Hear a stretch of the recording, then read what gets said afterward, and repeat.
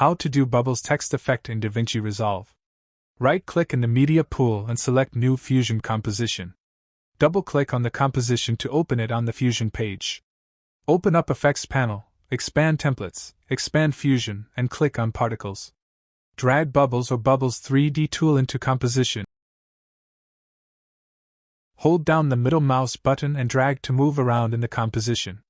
Select the emitter node, open up Style tab, and change its color to a color you like.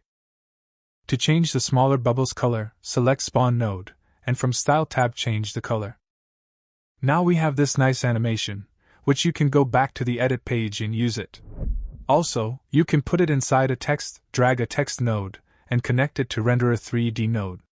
Select the text, type some text, and increase its size. Now go back to edit page and drag the composition into timeline.